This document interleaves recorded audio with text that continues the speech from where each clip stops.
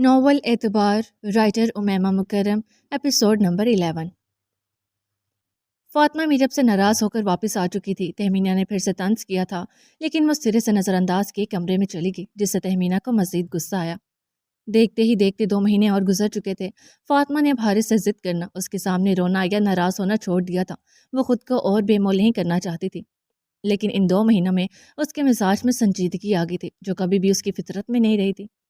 تہمینہ کے تانے اب بھی ویسے ہی تھے، بس فرق یہ تھا کہ اب فاطمہ پر اس کا رتی برابر فرق نہیں ہوتا تھا، اور اگر ہوتا بھی تھا تو وہ ظاہر نہیں کرتی تھی۔ لیکن ایک تانا جو کچھ دنوں پہلے تہمینہ نے دینا شروع کیا تھا، وہ اس کے وجود پر نیزوں کی طرح لگتا تھا، اور وہ تانا بے اولادی کا تھا۔ ابھی شادی کا وقت ہی کتنا گزرا تھا، مشکل سے 3.5 مہینے، اور اس میں ہی بے اولادی کا تانا۔ مریم کی تو شادی کے 7-8 مہینے بعد خوشخبری ملی تھی، پر اس کی ماں نے تو کبھی مریم کو تانا نہیں دیا تھا۔ وہ یہی سوچتی تھی کہ آخر اسے کس چیز کی سزا مل رہی ہے۔ اسے اپنا ایسا کوئی گناہ یاد نہیں آتا تھا جس کے بدلے اس کی زندگی ہی سزا بن گئی تھی۔ نہ ہی اس کی ماں نے اس کی بھابھی کے ساتھ ناانصافی کی تھی کہ مکافات عمل میں اس کے ساتھ یہ سب ہو رہا ہو، لیکن وہ پھر بھی اپنے جانے اور انجانے میں کیے گئے گناہوں کی معافی مانگ رہی تھی، اور اللہ سے جلد از جلد اولاد بھی۔ وہ یہ تانا نہیں سننا چاہتی تھی، بتانے میں نارمل لگے، پر یہ تانا ایک عورت کے لیے بہت زیادہ اذیت ناک اور تلخ ہوتا ہے۔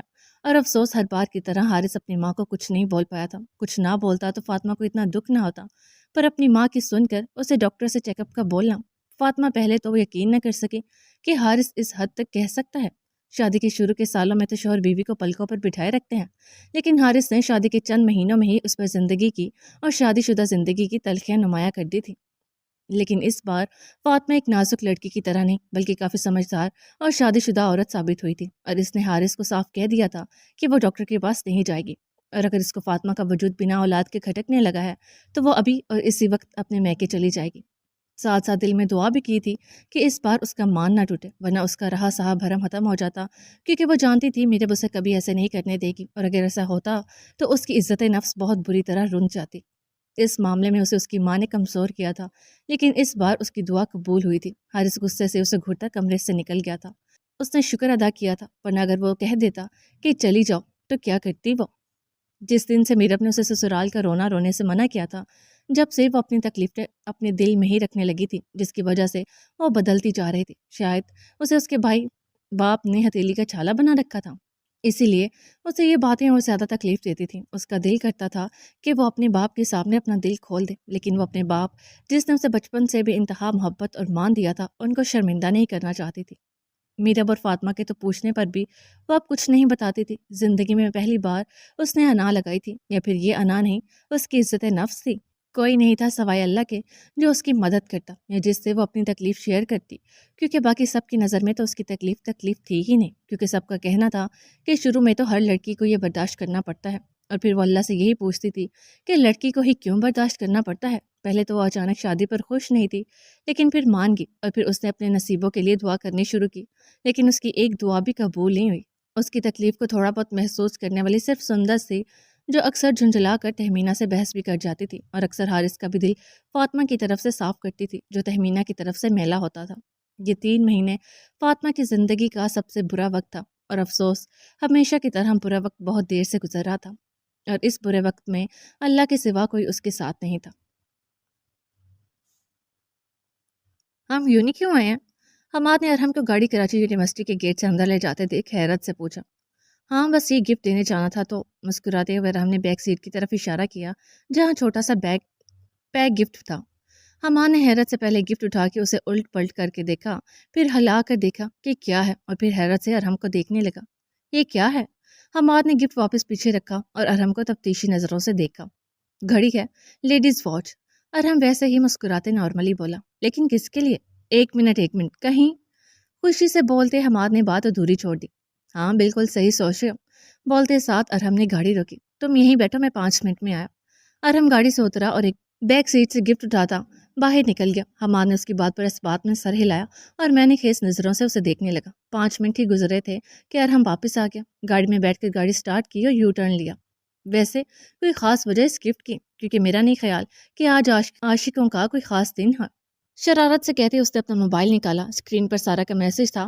وہ اسے آج اس کی فرینڈ کے گھر سے پک کرنے کا کہہ رہی تھی۔ 2 مہینے پہلے ان کی منگنی ہو چکی تھی، اور اب 2 مہینے بعد ہی شادی تھی۔ ہاں اس کی گھڑی ٹوٹ گئی تھی، تو میں نے سوچا سرپرائز دے دوں۔ موڑ کاٹتے اس نے سرسری سا کہا۔ حماد نے بھی گردن ہلا دی، پھر سارا کو میسج ٹائپ کرتے کرتے ہی پوچھا، کون ہے ویسے وہ خوش نصیب جس کی محبت میں ارحم الیاس صاحب گرفتار ہو کر سب کچھ چھوڑ چھاڑ کر گھڑیاں پہنچا رہے ہیں؟ حماد نے موبائل سے نظریں اٹھا کر آئی برو چکا کر پوچھا، تمہیں معلوم ہے کون ہے وہ؟ ہونٹوں پر مسکراہٹ لیے وہ سامنے دیکھتے کار ڈرائیو کر رہا تھا، پر حماد کے ایکسپریشنز کا اندازہ تھا اسے۔ نہیں، میں نہیں جانتا، تم نے کب بتایا مجھے؟ وہ نارملی بولا کیونکہ فاطمہ کی تو اب شادی ہو چکی تھی اور اسے اتنا تو یقین تھا کہ ارحم شادی شدہ عورت کو ڈیٹ نہیں کر سکتا، اور اگر کرتا بھی تو فاطمہ کا ذکر تو کرتا، اور اس دن کے بعد سے تو ارحم نے فاطمہ کا نام بھی نہیں لیا تھا اور وہ ارحم کو یاد بھی نہیں دلانا چاہتا تھا۔ موم ڈیڈ کی بات سب سے پہلے تمہیں ہی تو بتایا تھا، پر اگر تم بھول گئے ہو تو پھر بتا دیتا ہوں، فاطمہ عارف۔ ارحم ویسے ہی مسکراتے ہوئے بولا، لیکن حماد جو میسج آنے پر ایک بار پھر موبائل میں دیکھنے لگا تھا، حیرت سے ارحم کو دیکھنے لگا۔ ایک منٹ، گاڑی روکو۔ حماد کے کہنے پر ارحم نے گاڑی سڑک کی ایک طرف روک دی۔ تم فاطمہ کو ڈیٹ کر رہے ہو؟ Are you serious? حماد کو اب بھی یقین نہیں آ رہا تھا۔ نہیں، یک حرفی جواب آیا۔ پھر موبائل پر پھر میسج آیا جسے وہ نظر انداز کر گیا۔ فاطمہ کی نند سندس کو جتنے سکون سے وہ بولا تھا، حماد اتنا ہی الجھ گیا تھا۔ فاطمہ تک پہنچنے کا وہ واحد ذریعہ ہے۔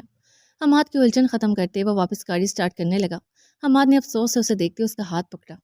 ارحم واپس اس کی جانب میں توجہ ہوا۔ تم پاگل ہو گئے ارحم، کیوں کر رہے ہو یہ سب؟ اس سے کچھ حاصل نہیں ہوگا۔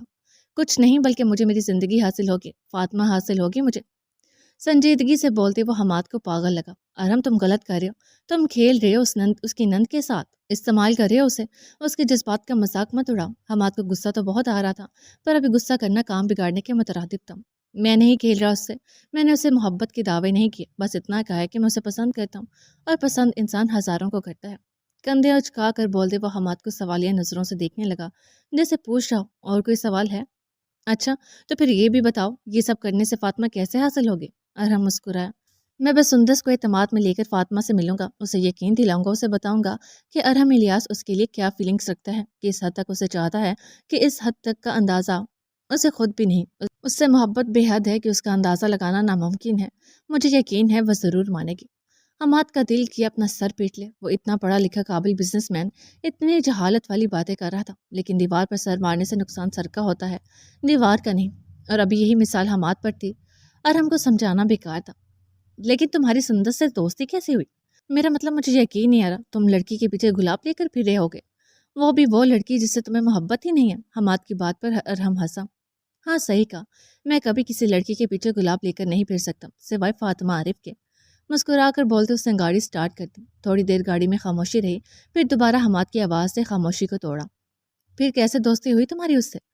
جواب میں جو ارحم نے اسے بتایا اس پر حماد کے لیے اپنا غصہ ضبط کرنا ناممکن ہو گیا۔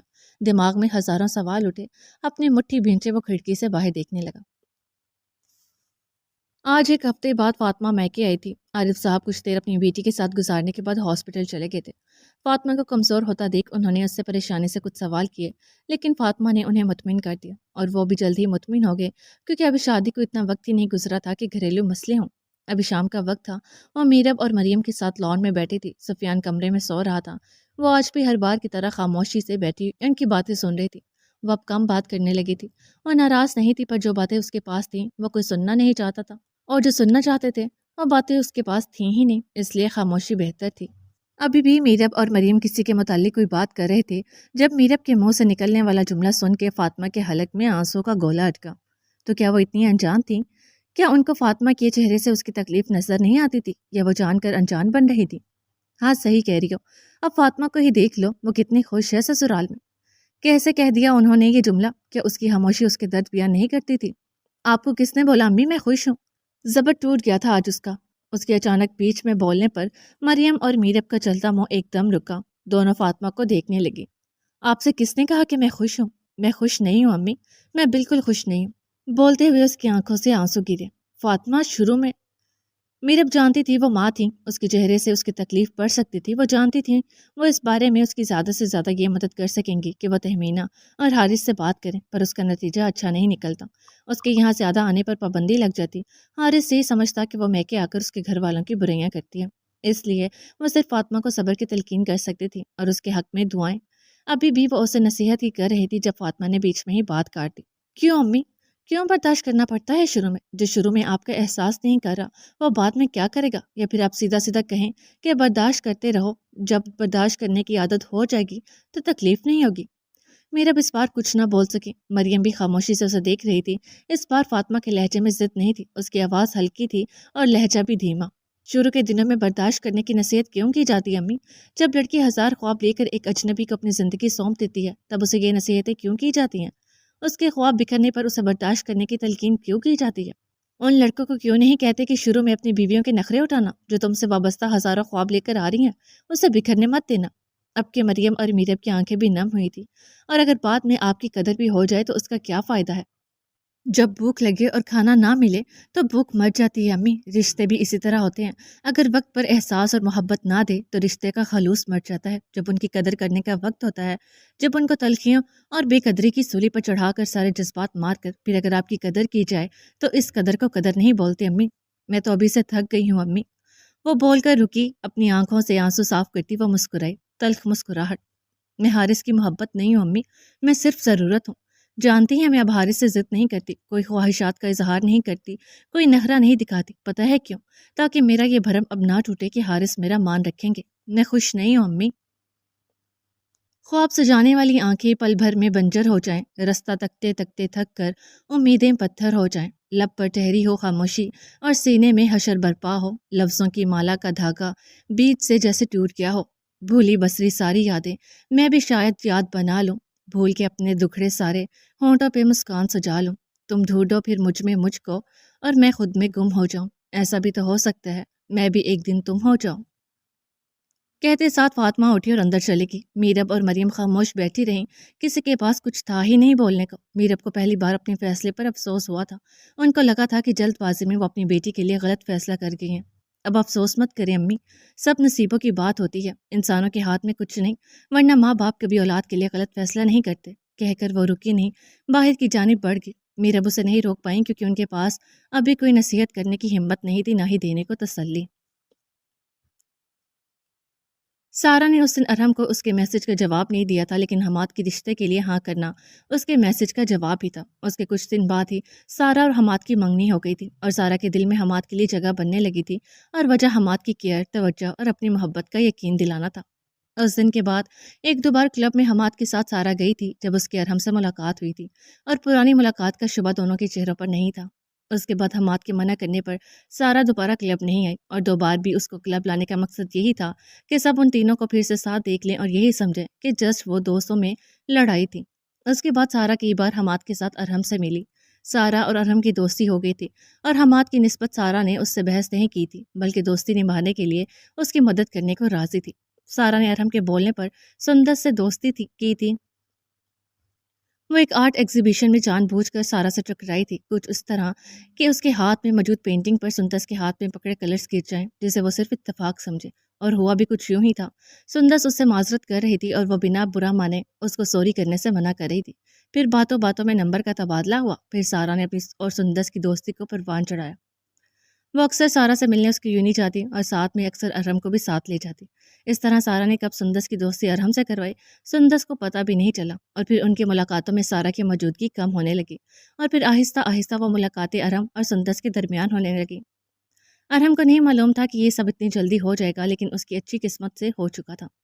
ارحم اور سندس کی ملاقات صرف یونیورسٹی تک محدود تھی، اگر ریسٹورنٹ میں ملنا ہوتا تو سارا ساتھ ہوتی تھی۔ اس 2 مہینے کی دوستی میں ارحم نے سندس کا ہاتھ تک نہیں پکڑا تھا، شاید اسی لیے وہ ارحم سے اتنی جلدی متاثر ہو گئی تھی، کیونکہ وہ باقی لڑکوں کی طرح ڈیمانڈس نہیں کرتا تھا جیسے اس کی دوستوں کے منگیتر یا بوائے فرینڈس کرتے تھے۔ لیکن ان سب میں حیران کن بات یہ تھی کہ یہ بات نہ ہی سارا نے حماد کو بتائی تھی اور نہ ہی ارحم نے، اور اگر اس کو پتہ چلتی تو وہ سارا کو کبھی ساتھ دینے کا نہیں بولتا۔ اس کا دوست تو محبت میں اندھا ہو ہی چکا تھا، پر سارا تو عقل رکھتی تھی، وہ ایسی بے وقوفی کیسے کر سکتی تھی؟ ارحم کی ساری بات بتانے پر حماد کا غصہ اتنا اوپر پہنچ گیا تھا کہ اترنے کا نام ہی نہیں لے رہا تھا، اور اب وہ ارحم کو گھر چھوڑ کر خود ڈرائیونگ سیٹ پر بیٹھے اپنا غصہ کنٹرول کر رہا تھا۔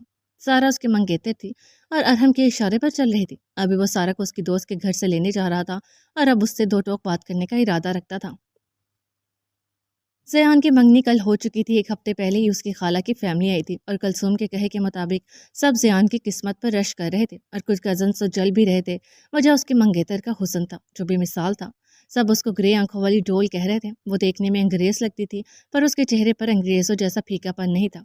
ग्रे बड़ी बड़ी आंखें, गोरा रंग, खूबसूरत नक्श और नाजुक सरापा। उसने एक बार नहीं कई बार मदीहा को देखा था और उसके अंदर वो हुस्न तलाश करता था जो सबकी ज़ुबानों से सुनता था, पर उसे उसके हुस्न में कोई खिंचाव महसूस नहीं होता था।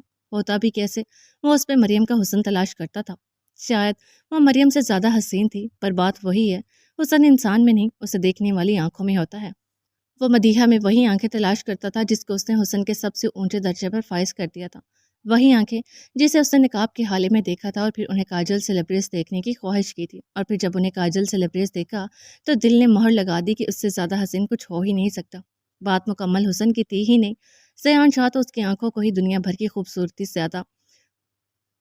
से ज़्यादा हसीन मान चुका था। मंगनी सादगी से हुई थी और ये डिमांड भी सयान की ही थी, और फिर जल्द ही निकाह और रुखसती की बात भी चल पड़ी। 2 महीने बाद की डेट रख दी गई क्योंकि 1 महीने बाद मदीहा के पेपर्स थे और उसे वापस जाना था। उसके बाद शादी हो सकती थी। जान ने भी कोई एतराज़ नहीं किया। अब जब समझौता कर ही लिया तो अभी हो या बाद में क्या फ़र्क पड़ता था। अरसलान कल रात की फ़्लाइट से वापस पाकिस्तान आया था और इस वक्त क्लब में अपने उसी पुलिस वाले दोस्त के साथ मौजूद था। उसका दोस्त उसे सारी मालूमात दे चुका था और बदले में मुआवजे की रकम भी ले चुका था। तुम करोगे क्या? फुरकान तजस्सुस से पूछने लगा। कुछ ऐसा करूंगा कि जितनी अकड़ के साथ वो चलती है ना, और जितनी दिलेरी से वो देखती है, कभी जिंदगी में दोबारा सर उठाने के काबिल नहीं रहेगी। कमीनेपन से बोलती उसने एक आंख दबाई। अच्छा, ऐसा क्या करोगे? इंसानों की एक बुरी आदत होती है, जानते हो क्या? लाइटर हाथ में उछालता हुआ फुरकान से पूछने लगा। फुरकान ने नफी में सर हिलाया। हाँ, तुम्हें कैसे पता होगा? इंसानों के बारे में तो इंसानों को ही पता होता है, गधों को थोड़ी। खैर, ये अपनों से ज्यादा गैरों की बात पर यकीन करते हैं। बोल के वो हंसा। हर तस्वीर के 2 पहलू होते हैं और आप तस्वीर के किस पहलू को दिखाते हो वो आप पर होता है, और ये फैक्ट है कि इंसान नेगेटिव पहलू पहले देखता है। बहुत कम लोग होते हैं जो पॉजिटिव रहते हैं। मुझे समझ नहीं आ रहा, तुम सिंपल सा बता दो कि क्या करने वाले हो। फुरकान चिढ़कर बोला। उसे ये फलसफी बातें बिल्कुल पसंद नहीं थी क्योंकि समझ ही नहीं आती थी। हाँ, समझ आएंगी भी नहीं क्योंकि तुम गधे हो। अरसलान ने भी चिढ़कर उससे देखा। हाँ, हूँ गधा, बस अब बताओ क्या करने वाला हो। मैं सुंदस के लिए रिश्ता भेजूंगा और फिर मौका देकर ऐसा साबित करूंगा जैसे फातिमा और मेरे गलत ताल्लुकात हैं, और फिर सांप भी मर जाएगा और लाठी भी नहीं टूटेगी। फातिमा जिंदगी भर अपने किरदार की सफाइयाँ देती रह जाएगी और उसके ससुराल वाले गुस्से में मेरा और सुंदस का रिश्ता भी खत्म कर देंगे। पुरसुकून हंसते हुए, जैसे उसे अपना मंसूबा कामयाब होने का यकीन था। फिर वो लोग तुम्हारे बारे में गलत सोचेंगे। फुरकान ने उसे अक्ल दी। अरसलान न्याजी की जूती का भी फर्क नहीं पड़ता कि कौन उसके बारे में क्या सोचेगा। मुस्कुराते हुए कहते उसने अपनी पेन की जेब से सिगरेट का डिब्बा निकाला और एक सिगरेट होंठों में दबाई और हाथ में पकड़े लाइटर से जलाई। फिर एक नज़र अपने बराबर में खड़े फुरकान को देखा जो उसे देखता कमीनगी से मुस्कुरा रहा था। आखिर दोनों एक ही खसलत के थे। अरहम और अरसलान का एक ही मंसूबा था, सुंदस को इस्तेमाल करके फातिमा तक रिसाई, लेकिन दोनों की नीयत और इरादे अलग थे। एक मोहब्बत में कर रहा था तो दूसरा नफरत में। एक का मकसद हासिल करना था और दूसरे का बर्बाद। गाड़ी में मुकम्मल खामोशी थी। तुम्हारा मुंह क्यों बना हुआ है, कोई बात है क्या? सारा ने अपने रेडियो जैसे मंगेतर को देखते पूछा, लेकिन कोई जवाब ना आया। 1-2 बार और बात करने की कोशिश की, पर जवाब ना पाकर उसने भी कंधे उचका दिए। 5 मिनट गुजरे थे जब गाड़ी खाली रोड पर एक साइड में रुकी। गाड़ी से बाहर देखती सारा ने गर्दन मोड़कर हमाद को देखा। वो गाड़ी से उतर रहा था और फिर उतर कर गाड़ी से बाहर खड़ा हो गया। उसे देखते सारा भी बाहर निकल कर उसके पास आई। क्या हुआ है हमाद, इतना अजीब बिहेव क्यों कर रहे हो? ये तुम मुझसे पूछ रही हो, तुम्हें नहीं मालूम क्या हुआ है? सपाट लहजे में पूछता वो सारा को चौंका गया। ये लहजा उसने पहली बार अपनाया था। नहीं। ओह, तो नहीं पता तुम्हें? चलो मैं बता देता हूँ। क्यों कर रही हो अरहम की मदद? क्या साबित करना चाहती हो? तुम्हारे पास अकल है कि नहीं? नहीं, अकल तो आप अरहम की मोहब्बत में पहले ही गवा चुके हैं। हमाद ने सख्ती से कहा। उसका अंदाज और अल्फाज सारा को चुभे थे। क्या साबित किया है ये सब करके? कि देखो अरहम, मैं अब भी। इससे पहले वो बात मुकम्मल करता जोरदार थप्पड़ उसके मुंह पर पड़ा कि वो मुंह पर हाथ रख के सुन सा सारा को देखते रह गया। अपनी बकवास और घटिया सोच अपने तक ही रखो, समझे? तुमसे डरती नहीं हूँ। मैं तुम्हारा रिश्ता अपनी मर्जी से कबूल किया है, किसी के दबाव में नहीं। अगर एक बार मना करती ना तो मेरे घर वाले दोबारा जिक्र भी नहीं करते तुम्हारा, समझे? और रही बात अरहम की, तो वो मेरा दोस्त है और उसकी सफाई मैं तुम्हें नहीं दूंगी। और रही बात उसकी मदद करने की, तो आगे भी करूंगी। गुस्से से सारा ने उसे देखते अपने हाथ से अंगूठी निकाल कर कार की बोनेट पर पटके। भाड़ में गई तुम और तुम्हारी ये अंगूठी, पहनाना अब ये किसी और को। गुस्से से बोलती वो 2 कदम ही आगे बढ़ी थी जब वो गाल से हाथ उठाता होश में आया और फौरन उसके सामने गया। सारा, मेरा वो मतलब नहीं था, मैं बस गुस्सा था थोड़ा, बस। हम्म تم جیسے مردوں کی یہی عادت ہوتی ہے، پہلے غصہ اتارو پھر معافی مانگو، پر میں ویسی لڑکی ہرگز نہیں ہوں جو پہلے تم جیسے لوگوں کی سنے اور پھر معاف کر دے۔ آرام کی محبت بھی میں اپنے دل سے اسی وقت نکال چکی تھی جب اس نے میرے کردار پر کہا تھا۔ سارا نے جتا کر کہا، اس کا لہجہ اب سخت تھا اور حماد کا بالکل میٹھا۔ نہیں پلیز سارا، میری محبت اپنے دل سے مت نکالا، میں مر جاؤں گا۔ حماد نے فوراً ہاتھ جوڑے۔ ایک منٹ، تم سے کس نے کہا کہ مجھے تم سے محبت ہے؟ محبت ہونے سے پہلے ہی تم نے اپنی اوقات دکھا دی۔ ویسے یہی تو مسئلہ ہوتا ہے مردوں کا، جب تک لڑکی مانتی نہیں دم ہلاتے اس کے پیچھے گھومتے ہیں، اور پھر جب مان جائے تو خود کو پرنس شام سمجھ لیتے ہو۔ کہتے ہوئے سارا اس کے برابر سے نکلنے لگی جب وہ واپس اس کے سامنے آیا۔